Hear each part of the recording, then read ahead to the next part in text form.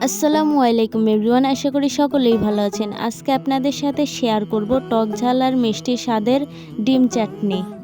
এখন চুলায় পানি গরম দিব, তারপর পানি যখন ফুটতে শুরু করবে তখন ডিম দিয়ে 5 মিনিট বয়েল করে নিব। ডিমগুলো বেশি সিদ্ধ করব না। ডিমগুলো অফ ক্যামেরায় ছুলে নিয়েছি এবং সাথে শসা, পেঁয়াজ ও মরিচ কুচি করে কেটে নিয়েছি। সাথে আরও নিয়েছি টমেটো সস ও তেঁতুলের চাটনি। এখন সবগুলো উপকরণ একসাথে ভালোভাবে মাখিয়ে নিব। আমরা বাজার থেকে তেঁতুলের চাটনি কিনে এনেছিলাম, আপনারা চাইলে বাসার তেঁতুল চাটনিও দিতে পারেন। আমাদের বাসায় তেঁতুল চাটনি না থাকায় আমরা বাজার থেকে তেঁতুল চাটনি কিনে এনেছিলাম। আপনারা দেখতেই পাচ্ছেন মাখানো শেষে এটা কতটা লোভনীয় লাগছে। এখন একটা ছুরি দিয়ে ডিমগুলো হালকা একটু কেটে নিব, পুরোটা কাটা যাবে না। আপনারা ভালোভাবে খেয়াল করলে বুঝতে পারবেন আমরা ডিমের ভিতরে কিভাবে মাখানো সালাডটা দিয়ে দিলাম।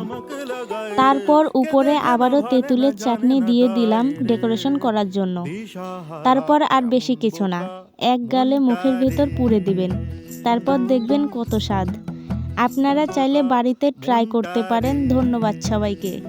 আল্লাহ হাফেজ।